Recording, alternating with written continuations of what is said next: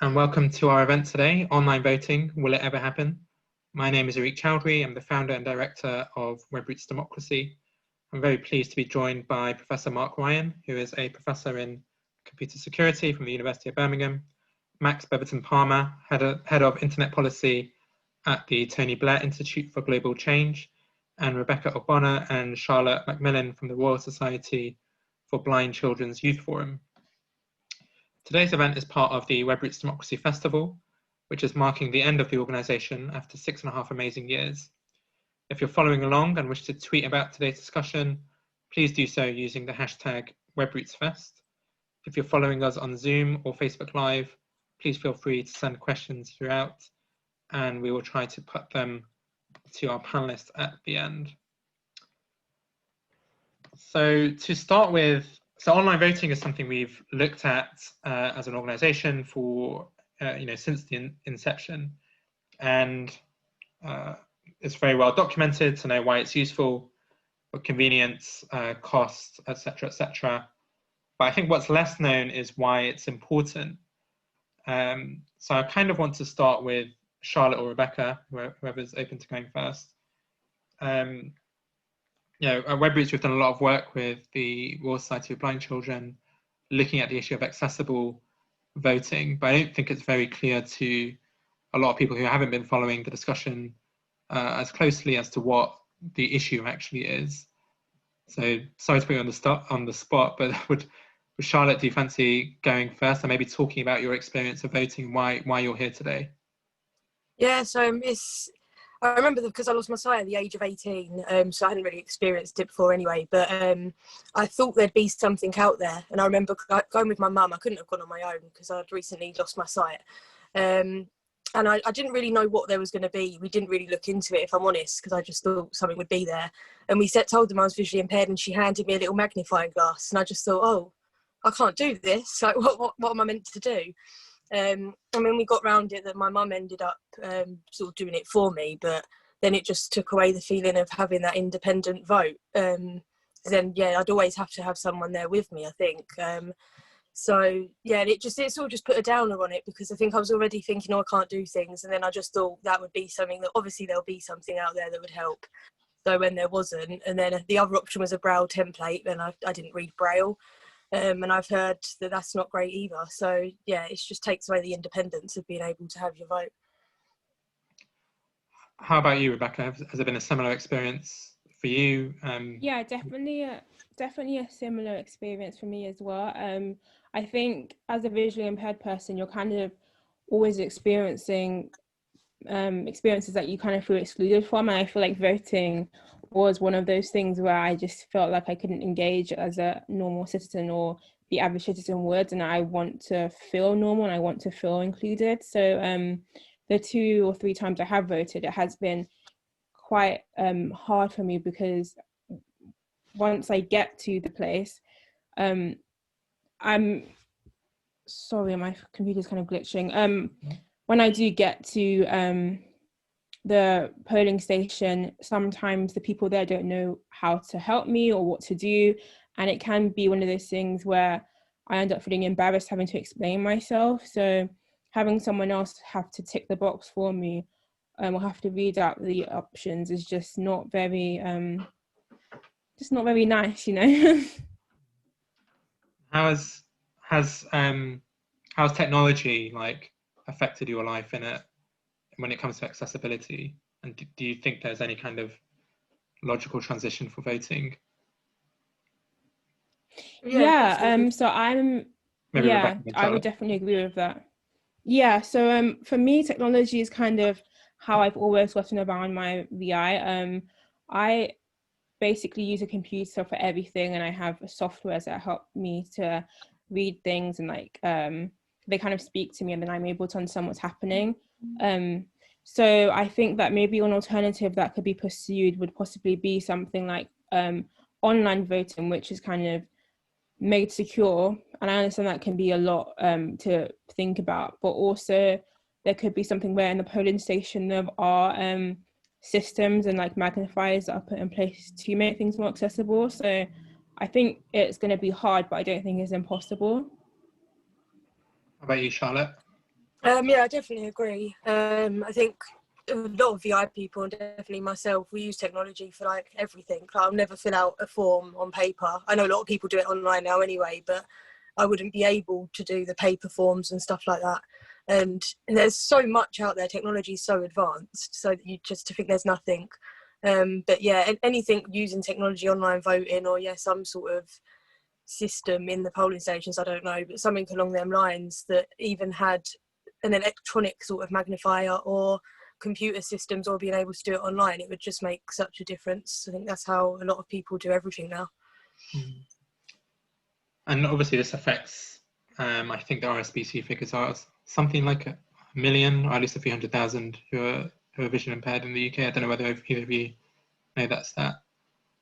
No worries if not. But it's a huge issue, right? And even if you're not vision impaired, it's something we should still care about, because anyone can become vision impaired over their lifetime. I'm just going to bring in Max. So Max is from the Tony Blair Institute for Global Change. Tony Blair Institute for Global Change. And they've published a study recently called the Globalism Study. And one of the questions was actually looking at this issue of online voting. So Max, are you able to just tell us a bit about this? Why did you do this survey? Why did you ask about online voting, and what did the results actually show? Yes, sure. I think actually, first of all, just like thinking about the previous discussion, how important accessibility is. One of the most important things in real world events that somebody told me was, if you're offered a microphone, you should always use a microphone, even if you think your voice is loud enough, because you never know who might have kind of hearing impairments at the back. And also that when you're speaking at an event and people are listening to you, if they can't hear you very well, the ability to understand goes down dramatically, and that's for everybody. So I think starting from a principle of accessibility isn't just a point for kind of individuals who might have particular impairments. It's for everybody in all situations as well, just because if you start from that position, you can build out systems that work for people and people's experiences, rather than trying to kind of look at it from the other way around and try and bolt on particular fixes, for example. So I'm kind of fully in support of the previous discussion and the opportunity this offers. And then pulling it back more into this survey that we've conducted. So we've got a big survey project with YouGov and researchers at Cambridge University, looking at globalism and attitudes to things like globalization and technology in the world today. And the purpose of that study is to really understand the impacts of kind of global trends on people's lives. And we asked a series of questions about how people prefer to do different aspects of taking part in society, and whether they prefer to do that online or in person. So we asked about applying for benefits or paying a utility bill. And one of the things we asked about was people's interest or preference for voting in a national election online. And we found some really interesting findings. So across the world, more than a quarter of people surveyed said that they would prefer voting online over other forms of voting that we asked them about. In the UK, 43% of people said they would prefer to vote online over in person. So I think we kind of have there's quite a broad interest around the world for voting online, and it's not just what you'd expect, that young people, the youngest people in society, want to vote online. Actually, in the UK, 25 to 54-year-olds were more likely to prefer to vote online than 18 to 24-year-olds. So it's something that has kind of broad interest across age ranges, and also across political divides as well. In the UK, there's not really any political difference in preference for voting online between political tribes or political parties. So I'm going to bring in Mark. So me and Mark have been doing a lot of work together over the past few years.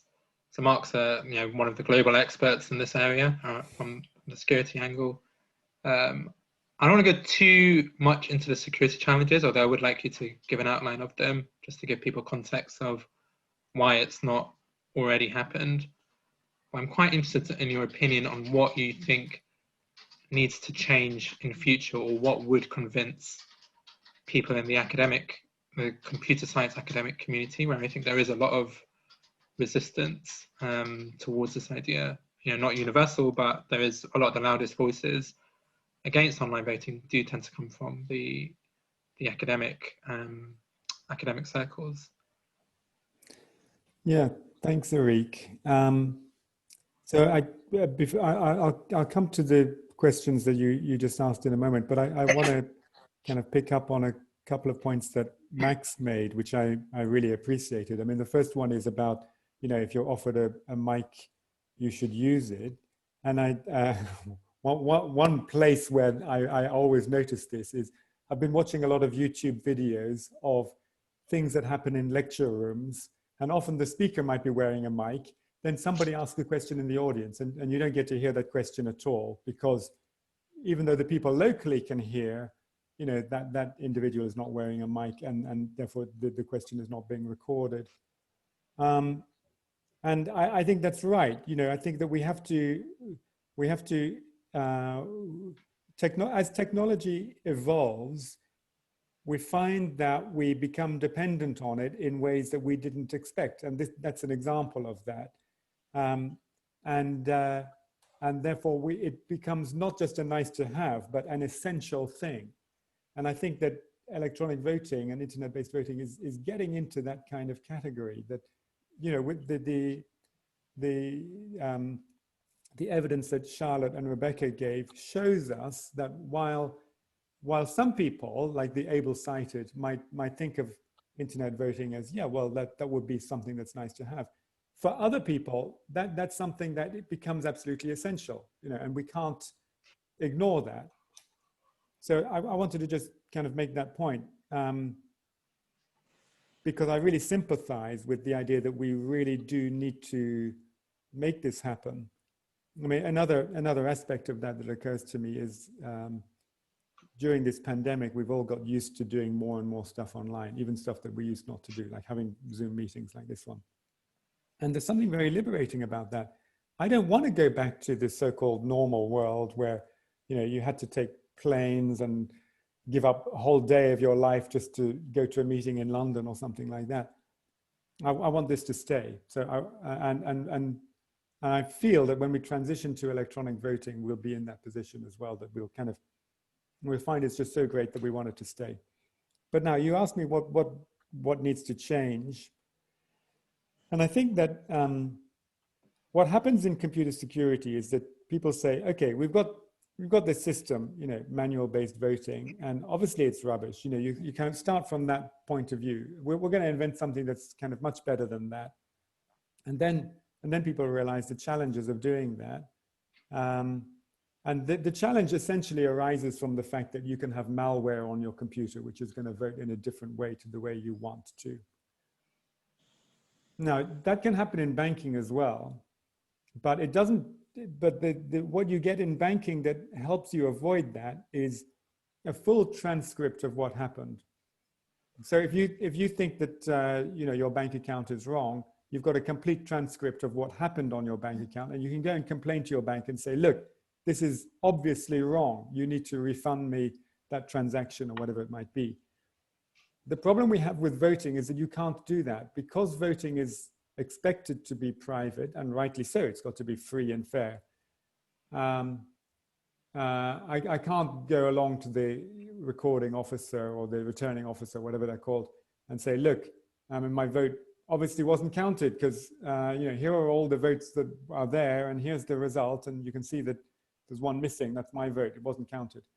We can't do that, and that's what makes it really hard to secure, because if it's going to be as opaque as it has to be in order to give people privacy, then because of that opacity, you don't have transparency. So, opacity and transparency are opposites of each other. And it seems that in voting, we want both. We want opacity of how people voted for privacy reasons, but we want transparency of how people voted for verifiability reasons.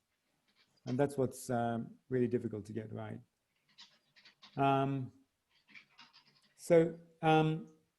you asked what needs to happen. So one point I just wanted to make is that if you consider the situation of Rebecca and Charlotte, what they're saying, if I paraphrase it, is, well, we don't even get the security that normal people get. That ably sighted people get. Sorry for using the wrong word there. We don't even get the security that able-sighted people get, because we have to ask somebody to vote for us, and that person might not vote the way we want to. So we're already in the situation of having to completely trust somebody, not only for the privacy of our vote, but for its integrity as well, because we have no way of verifying. So what I think we can do as a community is build on that opportunity, because we are now faced with a group of voters who are getting such a bad deal that even a system that doesn't have great security is still a better deal than what they're getting right now. So we can, academics tend to kind of just set the threshold really high. We can say, no, we can set it lower, because for some people, the current situation is an even lower threshold. So even if we just get them a little bit of an increment, that's already something that's very good. So what that translates into is we should focus on getting voting, getting online voting for disabled voters, I think. That's what it boils down to. Because those are the ones who are getting a very bad deal at the moment and who will most benefit. And then, as I say, I think there will be a momentum, because once some people have it, then why can't everyone have it? A little bit like we have with mail-in votes. I mean, originally mail-in votes in the UK, you could only have them if you had a valid excuse. But then, the attractiveness of that option became compelling for other people as well. So returning officers were forced to relax the rules and allow anybody to have a mail-in vote. Thank you, Mark. So, Charlotte, what do you think about when you hear this argument around security, which I'm sure you've heard before, because I know we've been at, I think, the same events before where we've spoken to people about this issue. Does that concern you, the security aspects, that if you were able to vote online, does it concern you that maybe something could go wrong with your vote? It does, but to be honest, it's not something that really pops into my head that much when I think about it, because like it was said, it's not me voting myself as it is anyway. Like, you have to really trust the person you're taking with you, and you're telling them your vote. So for me, that sort of overrules the security aspect, because the chances, it's not 100% there's going to be a interference or that. So I'd rather still do it myself and have that independence and trust my vote in that way. And that word independence is actually crucial to this, right? So in human rights law, it's the independence and secrecy of a ballot that underpins a free and fair election, which I guess is being denied to people who aren't able to do that. Do you see it as a kind of human rights issue, Rebecca? Do you think it's something that people should be more vocal on? Because the past few years it has been quite a muted issue, it's a very niche kind of conversation. Do you think it is something that should be, much higher up the agenda as a human rights issue? Sorry, you're on mute there, Rebecca. Sorry about that. I would definitely agree that it is a human rights issue, because obviously from kind of the generic able-bodied perspective, it looks like, this could cause loads of problems. There's a lot of risk factor to it. But for, myself as a visually impaired person, this is kind of my life, if that makes sense. Like, there's a lot of risks I take in my life, but I think this is one of those risks that is worth it, because it would give me some independence. And I think it's quite unique for me, because I'm a history and politics student and I want to go into human rights advocacy in the future. So from my perspective, it's quite hard for me to go into like the polling station and know that I wouldn't be able to independently access my vote. And I think if there was a possibility that I could easily vote online, and make sure that I can see what I'm voting for, I think I would be willing to take that risk, because it's a risk, but the likelihood might not be there'll be like a low likelihood in my opinion that that it would be like something bad would happen.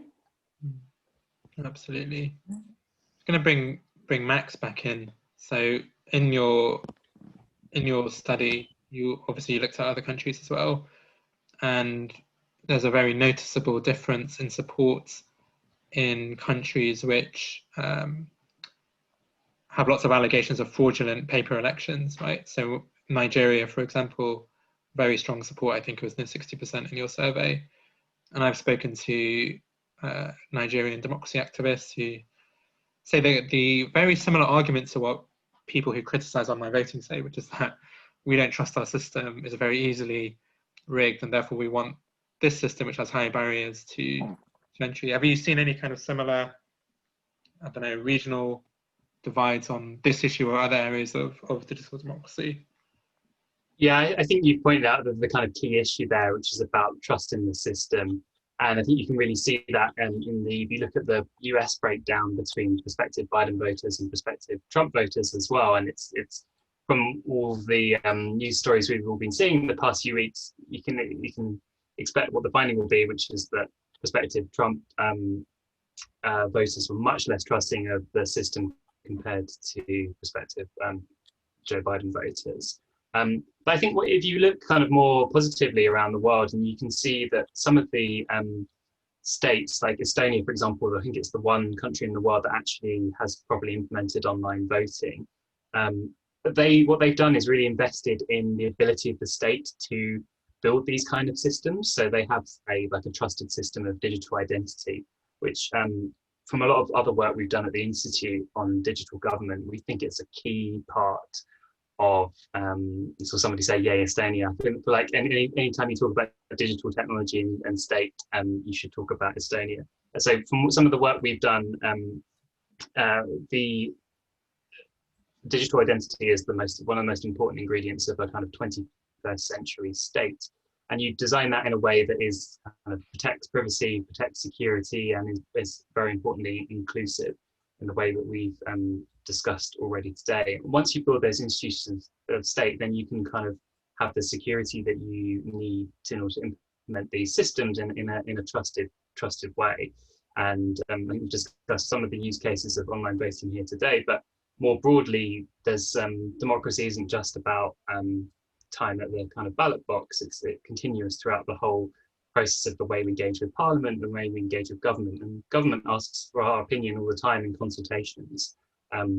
But are they kind of accessible in the right way, or are they inclusive in the right way to broader communities, particularly where policy has a significant effect on those communities, whether it be health or welfare, for example.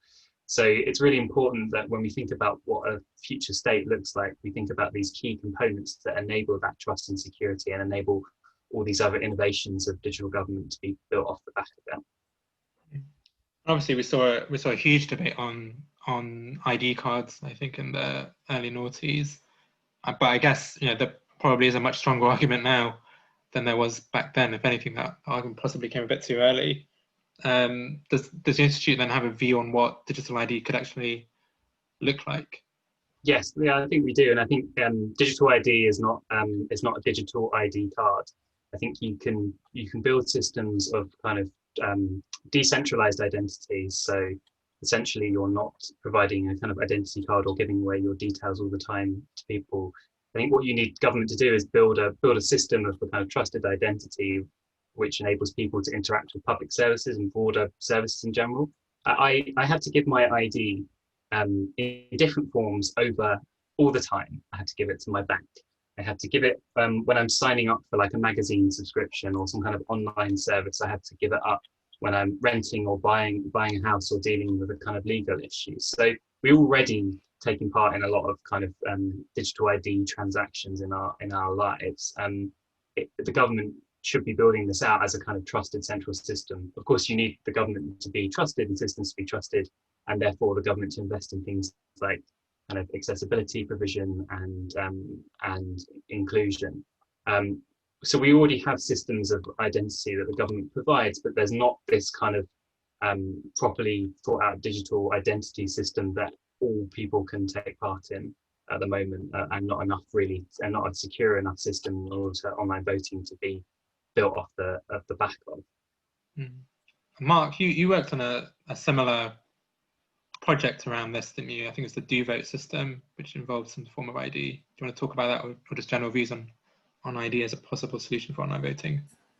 Well, I think definitely some kind of digital ID is a prerequisite for sure for online voting, because you have to be able to authenticate people and make sure they're only voting once and that they are eligible to vote and so on.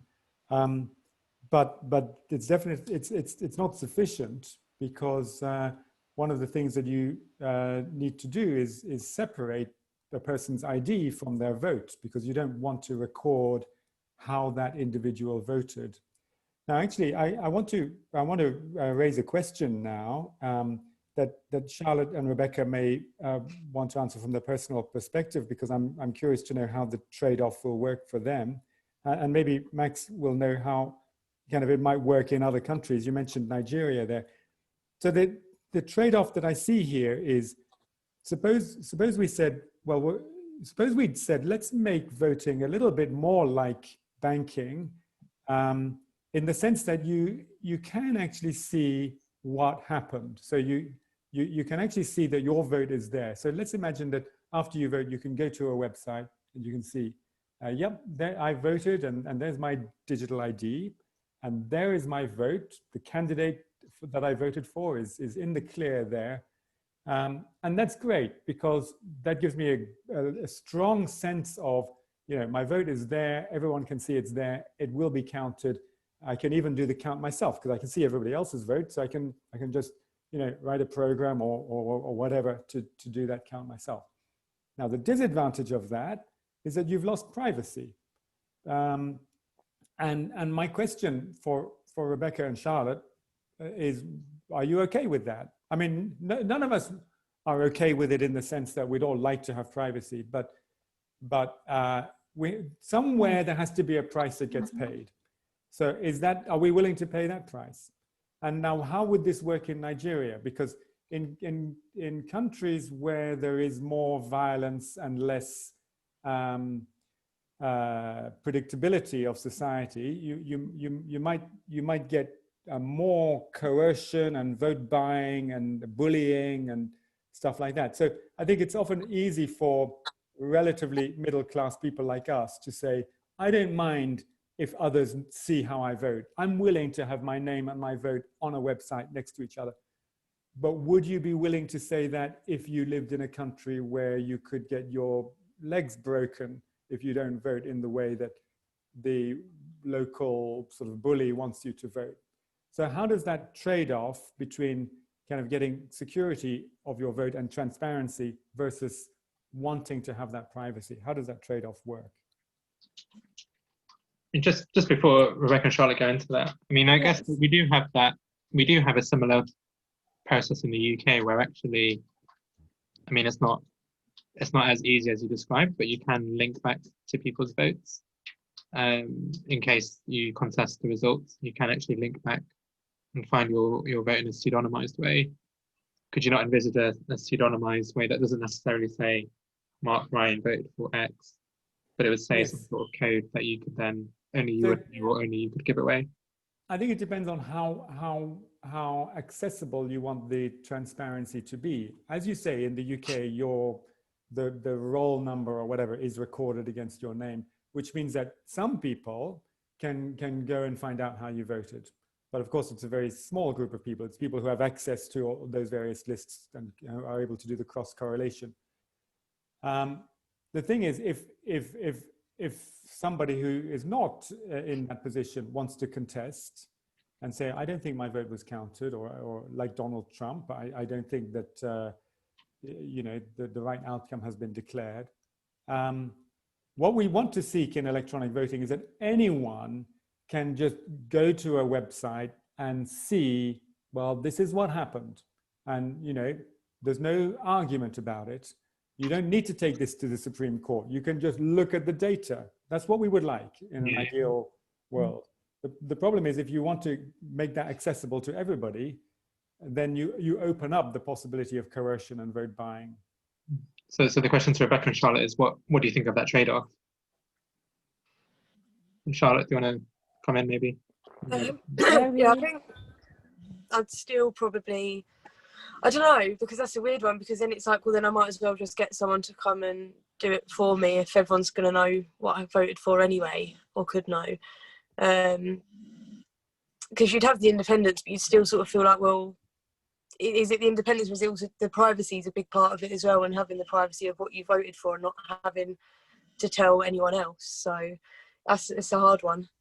How about you, Rebecca? Yeah, I agree. Like, it's a very hard one, and I think it kind of hits close to home because I am from Nigeria, so I obviously understand how corruption operates and how that is a genuine thing of rigging votes and corruption. So coming from like both perspectives, I can see that that's what can happen. However, I would hope that obviously here we operate more democratically and there is more checks and balances in place. So I would hope that that wouldn't be as big of an issue here. But I would say that there should be an opportunity to kind of have everyone have their own voting account. So if we went from that perspective, that means everyone would have an account where they can log in and see that their vote has been processed correctly. I think that might be a way around it, because then you're still maintaining privacy, but it's still online and accessible for all. Yeah, no, absolutely. I'm going to move on to the political challenges. So as I see it, there are 3 challenges to online voting happening. First is, one of them is around the technology. Can we actually build a system that meets all of these criteria? Second is psychological. Can we get people to trust a secure system? And then the third is political, right? How do we actually get the people in power to change a system which currently works in their favor? And maybe I'll get your opinion, Max. So you're at the Institute for Global Change, trying to do quite ambitious stuff, right? Proposing very ambitious stuff, not just on this, but I've seen your stuff on social media regulation. How much do you think that politicians, not just in this country but around the world, are really switched on enough to be able to grapple this issue? And how much appetite do you think there are for things like digital ID, for example? Yeah, I think it's a very interesting question, because there's a lot of legacy, and we've already touched on the ID cards issue today. And I think what we've seen we're in the height of the technological revolution, and at the Institute, kind of one of our guiding principles is we believe that the key political challenge of today is how to grasp the opportunities of the technological revolution, and how to but then also how to mitigate the risks that come with it as well. And we believe that's the key issue, because it unlocks everything else in society you want to deliver, and breaks some of these historic trade-offs that we might have had. And just politicians need to be able to harness it and think about it. And I think listening to the discussion that we've just had, it's a whole system piece. And if you think about this as a technological system, then you're going to come up against kind of lots of roadblocks. And you went through some of your issues. I think there's like a lot of the arguments against online voting kind of come down to slightly anti-democratic arguments. So, for example, like, isn't it too easy, for example, to vote online, and people won't take the seriousness of it, won't treat it very seriously? Or what about kind of voter coercion or buying votes if people don't take it seriously? Set aside from the really serious questions that we discussed about fraud as well. But I think we're doing it in an environment where we understand a bit more now about the kind of dynamics of social media, and about the kind of possibilities of kind of blockchain and building more distributed systems and decentralized systems. So we can kind of lay the groundwork for this in future and start discussing these issues on a whole system basis. So, for example, we might want to add a bit of kind of friction in the system, which doesn't make it less accessible, but makes it gives it more weight, so that people have to kind of think about how they're voting and have a kind of, and do it in a kind of considered fashion to tackle some of those issues. And that's not necessarily, that's a kind of user design experience issue, and thinking about the kind of taking up some of the kind of psychological research in trust and how you design systems online to make sure they're kind of properly, they're not kind of combative, or they're not, I don't know, disadvantaging people. So before I bring in Mark on this, I just want to add just a bit more context that there are actually elections in the UK which do use online voting in a political context. So a lot of the large political parties use online voting for their own internal elections. The Labour Party have been using online voting, I think, for at least 5 years, electing leaders, electing people to their governing bodies. Similarly with the Green Party, the SNP in Scotland, the Conservative Party have used it to elect their London Mayor candidate in 2000. I can't remember what year now, when Zach Goldsmith was elected. So Mark, I want to ask you, given that there's been used in a lot of these very high stakes election, a lot of the same issues, these are potential future leaders who have all sorts of power, all the same incentives to commit fraud, all the same incentives for foreign interference. Do you think that those systems, why do you think those systems were able to succeed? Do you think they've succeeded? And are they something we should try and model for general elections, or are they too easy, too insecure in your opinion? Yeah, that's interesting. I mean, I don't know if I'm allowed to say it. I suppose there's no reason why I can't. I voted in the Labour leader election, and that was an electronic election. So as you say, that's politically binding. It has impact. So why? I mean, I was interested in Max's point where he kind of said, people bring in spurious arguments, like arguments about coercion. But I was also interested in Rebecca's point, which is that coercion is not spurious in Nigeria. I mean, it's a real thing. You have corruption. So it does seem to depend a lot on the context. So, I mean, if you imagine an election of a relatively small group of people, like maybe a shareholder election or a trade union election, you could feel, well, we can kind of keep coercion, we can keep a tab on coercion somehow, because we can just make it, because the community is relatively small and everybody is kind of similarly minded, and you can, and after all, to be a coercer is to be a social pariah. So people are going to want to keep the fact that they're coercing other people quiet, and you can somehow kind of just make it clear that coercion is really against the rules and antisocial and will not be tolerated, kind of thing. But it's very hard to make that work on a massive scale. If it's going to be the whole country, then it's much harder to get that no coercion culture accepted by everybody.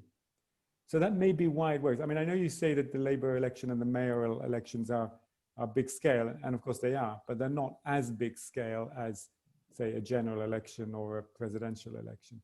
The bigger the scale, the harder it is to be sure that there's no coercion. There's 300,000 voting in the Labour election. It's quite significant. Yeah, that's true. But by the way, I mean, the interesting thing about the Labour election, and the thing I took advantage of, is that you can actually buy a vote there. It costs you 2 months of Labour membership. I'm afraid that's exactly what I did. I joined to be allowed to vote. Now I've let my membership lapse. I think you might be suspended for that. Well, I'm letting it lapse so they can suspend me if they want. Right. No, I mean, I'm not saying that's necessarily the right thing to do, but that kind of election, you can literally buy a vote. And I think probably the same is true in the Tory leadership election.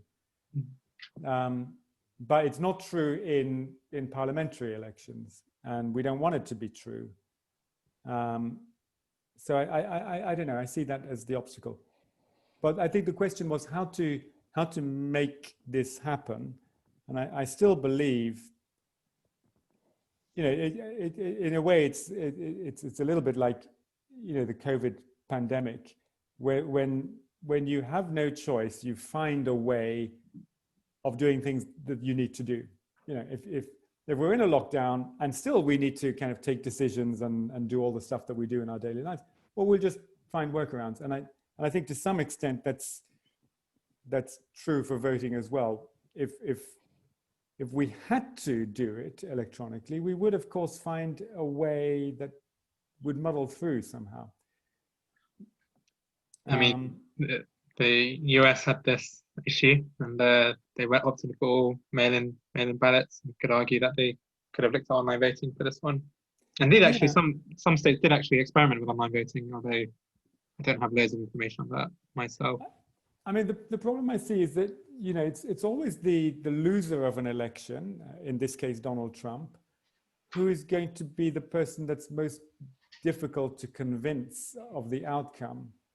I mean, the winner never has any problem with the outcome, obviously, but the loser. And now, if you think of a well-resourced loser like Donald Trump is, and think of all the ways that he could cast doubt on the outcome, and then the problem is that if you have an electronic vote, it becomes very difficult for people to give an answer with confidence. When you have a paper-based vote, people can say, well, look, I mean, this is where the box was, and then it got sealed, and then it got driven to the counting station. And, we sort of know what happened.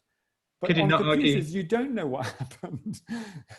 There was malware somewhere in that chain, and we don't know where it is. And the computer that did that has been stolen, or has been sort of wiped, or whatever. There were a bunch of USB sticks, and that's the problem. The forensics become much more difficult. You could argue in America they've had the same. I mean, I'm finding the whole saga of the US election fascinating from this point of view, like what we can actually learn for online voting, because it's a perfect case study, I think, of how people can cast doubt over a secure system. And even with the paper-based elections, I mean, obviously Trump is making all sorts of allegations about all of the different processes, but even in the paper-based elections, there's still enough distance and lack of transparency for people to question the result, right? Which I still find fascinating, even though it's as simple as putting something in a box and counting it, because ordinary voters are so far away from that process. There's still enough ambiguity, I think, to cast doubt over that election. I'm going to quickly start to bring in some of the questions. And by the way, if you have any questions, please use the Q&A function, because that's primarily where I'll be looking to get them from. First question is from an anonymous attendee. It says, my question is to Rebecca and Charlotte. How can people be better allies in expanding and improving accessibility? Rebecca, do you want to go for that first, and then Charlotte?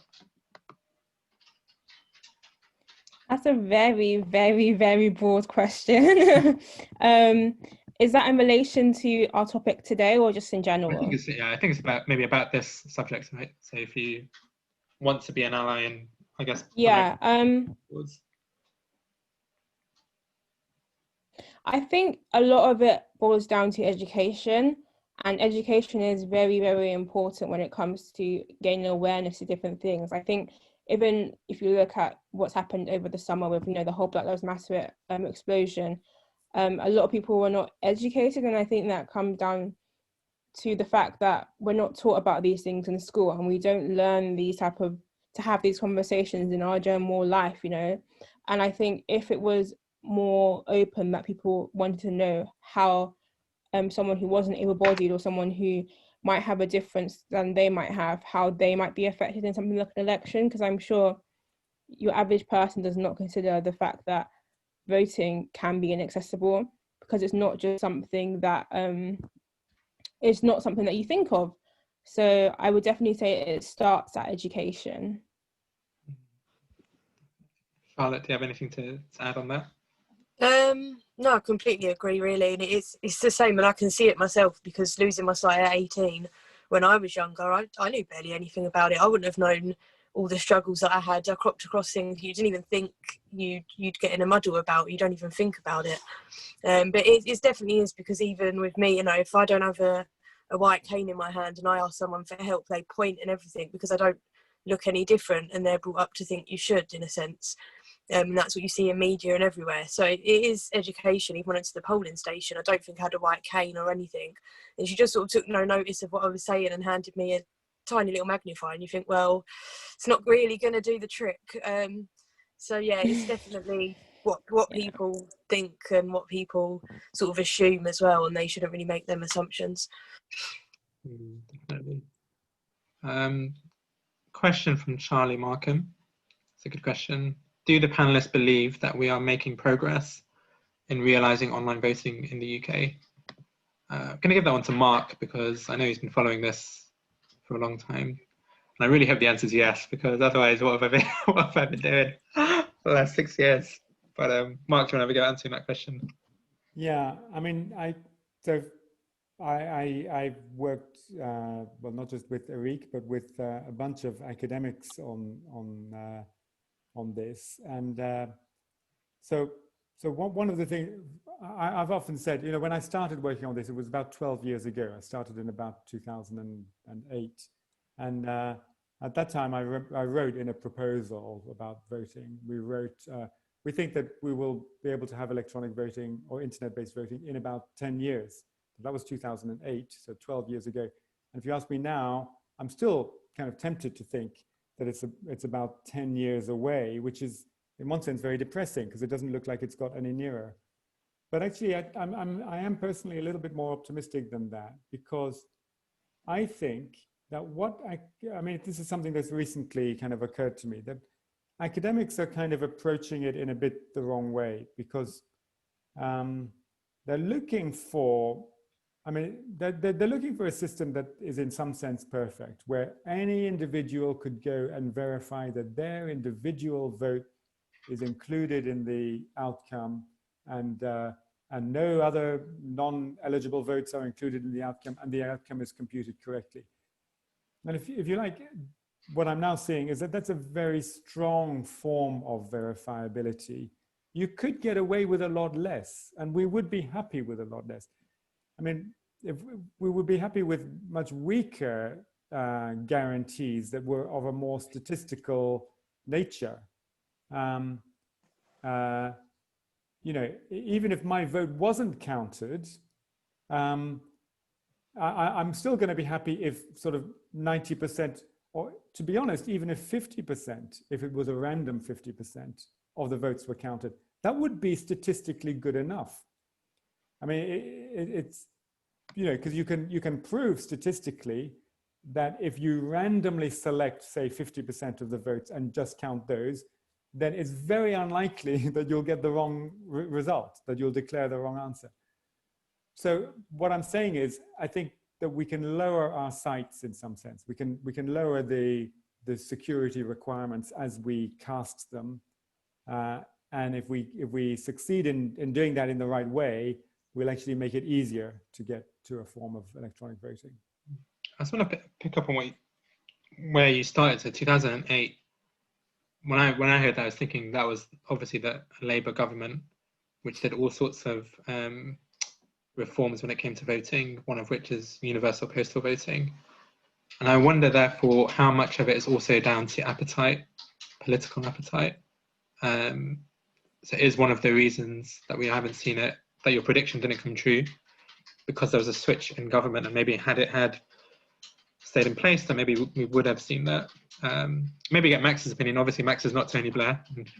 I'm sure he does not know the ins and outs of what Tony Blair thinks, but how much of it do you think is down to political appetite in terms of progress on not just technology, but just general democratic reforms?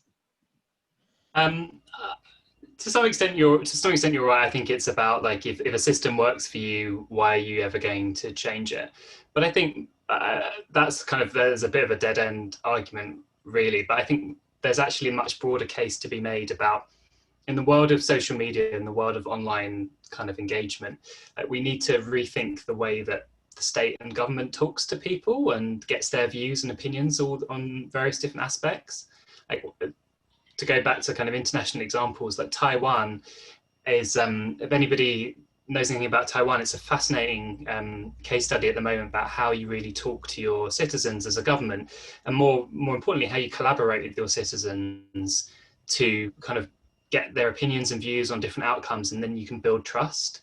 And there's a strong argument to say that they basically had, like, I think 7 coronavirus cases or something like that, or 7 deaths. I think they've really mobilized their population and built on their trust they've got with the population. And that's through, like, using technology and using deliberative democracy systems in order to build that trust. And so they've got different survey tools and all different kinds of, like, collaborative tools that work really well. So I've can encourage everybody to look into Taiwan. There's a real kind of optimistic vision about how you do this. And I'm mentioning it because I think you need to make the political case that actually getting greater democratic engagement, whether that's through online voting or consultation responses, has a net benefit for society and makes your job as a politician easier and better and more responsive, because people go into politics not to win, but also to make a difference, whatever you think a difference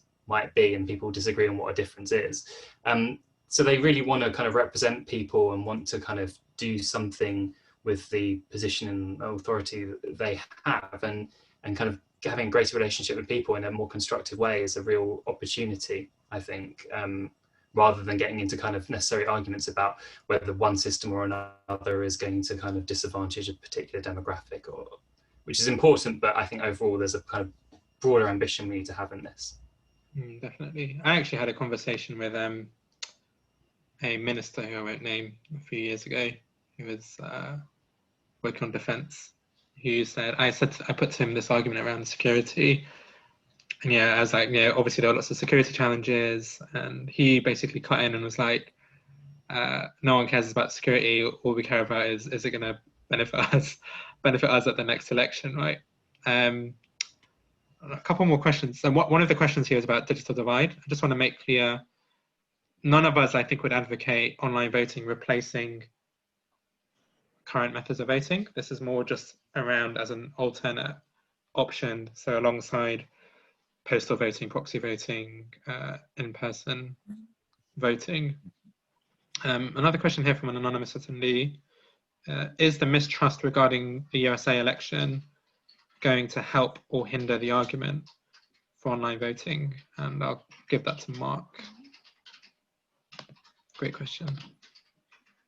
Sorry, Areeq, can you repeat the question? Sorry.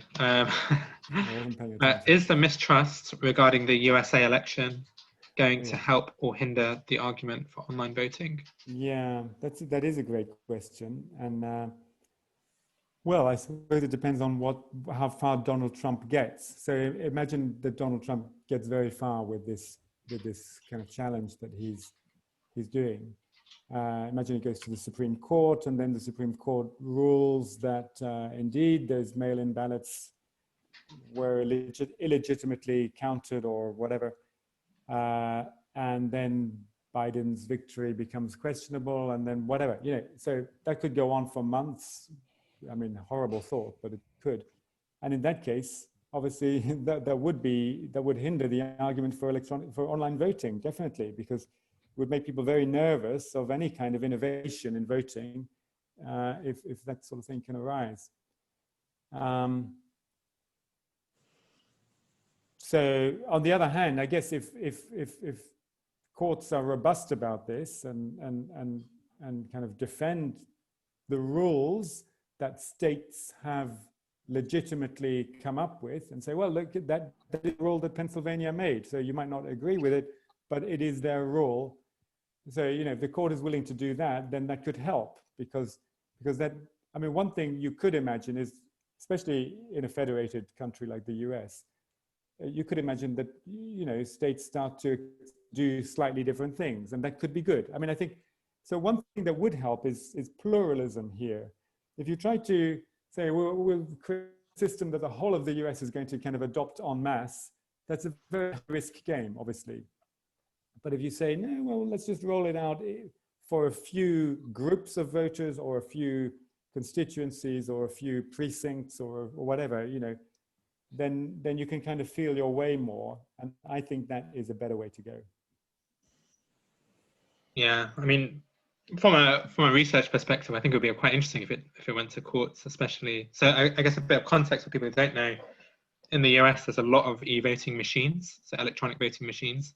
So you go into a polling station and there's a computerized system and you select your candidate, and that's how a lot of states do their voting. It's not just like here in the UK where you fill out a paper ballot. But it'd be interesting to see that go to court if any of those machines did, and then understand maybe how they do actually verify whether they're working accurately. And I guess, like you said, if the courts did find a way to reinforce the argument that everything was done smoothly and accurately, it could possibly help the case. Someone going to bring there? Rebecca, Charlotte, were you going to comment on that? No, sorry.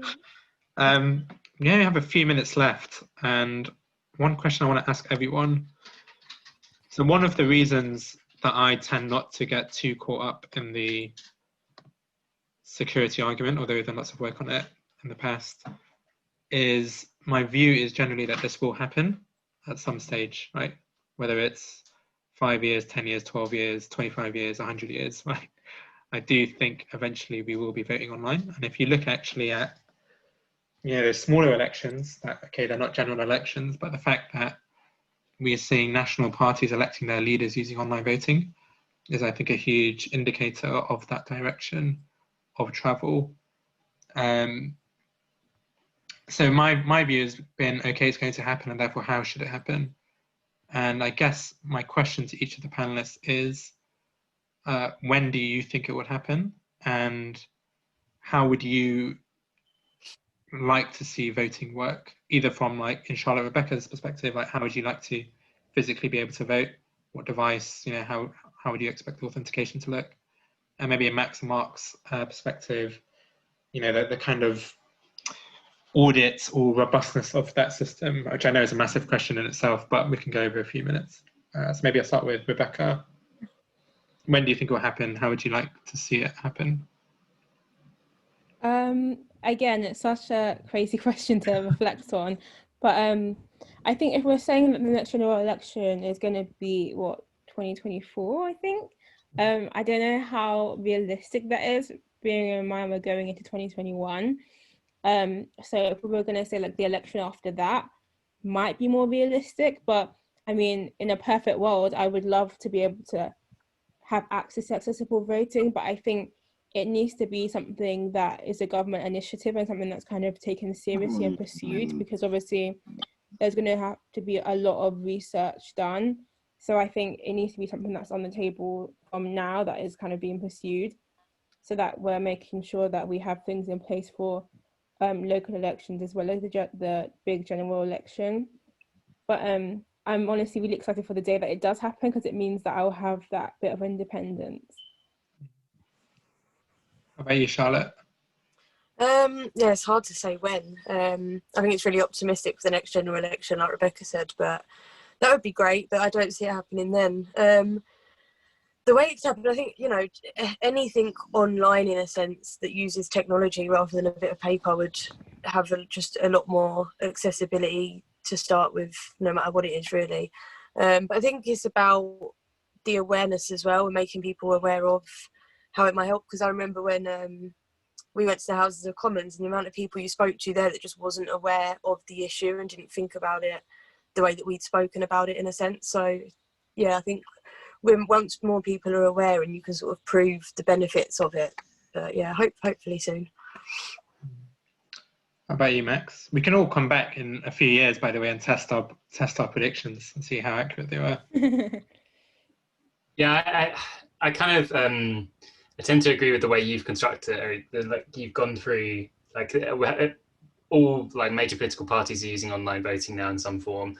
I don't think we'll get there by 2024, 2028. I don't know. I think it's 2032 before we'll kind of properly have that option, because I think you'll need quite a while to like get people kind of comfortable with it. I think if you look at some of the boundary changes that have been going through Parliament, and the kind of political fraughtness with that, I think it'll be a while, but it's probably on the cautious sense. I think if we can kind of, if we get to a system essentially where we have more kind of biometric identification in our lives in general, by like what we already have with online banking, and then we have it with other systems as well, in terms of like we already do it with like tax and then kind of benefits in the future as well. If those systems are properly linked up, then by 2028 I think the kind of case will be like really compelling, and it will be unavoidable, and you just will see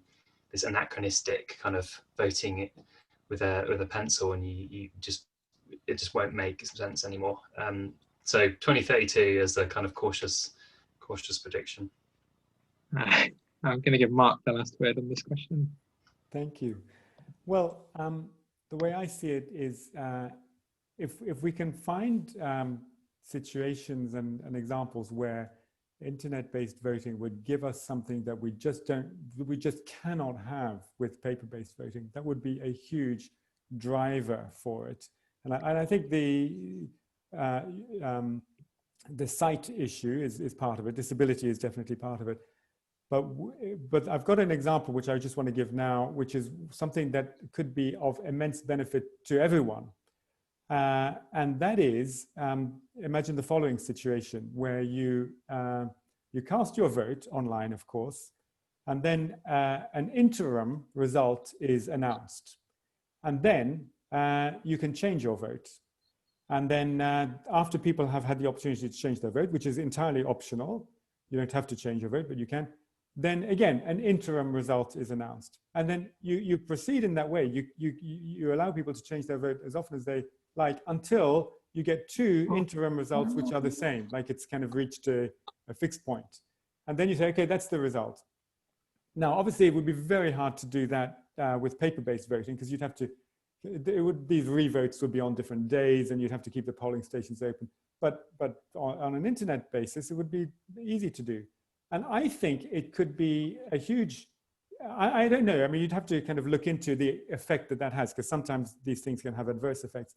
But it could be a huge benefit to people. And actually, I'm thinking of situations where you're kind of forced to vote strategically, but you don't want to, and you're having to kind of do a second guess about, well, what would happen if I voted like this? Well, and I think people did that in the UK referendum, the EU referendum rather. A lot of people said, well, I think the Remain will win, but I'm going to vote exit because I don't want the Remain to win by too much. So this sort of, I'm thinking this might happen, so I'm going to do something else. If you had this opportunity to change your vote after you voted and you've seen the effect that voting like that has had, I think it could actually improve democracy a lot. And that could be a very good driver towards bringing voting online. I love the innovative thinking. And I think actually this is one thing I've been thinking about over the last 6.5 years or so, is what's really holding it back is, I think, the lack of kind of disruptive thinking around democracy. There's a tendency to try and think about how we do elections now and then tag on online voting to kind of match that system, rather than thinking, this is the technology we have available, what can we make out of this? Because that's how elections originally began, right? Whether there were stones or paper and ballot boxes, we thought about the technology we have now and then designed from there. Gonna have to bring this to a close, although I do love talking about this topic, as everyone well knows. Just want to thank our excellent panel and everyone who's joined this conversation. Although WebRoots Democracy is coming to a close, the movement lives on, and I'll still be very active, and we'll all still be very active in this space, talking about this issue. And yeah, so thank you for joining us, and hope you all have a great evening.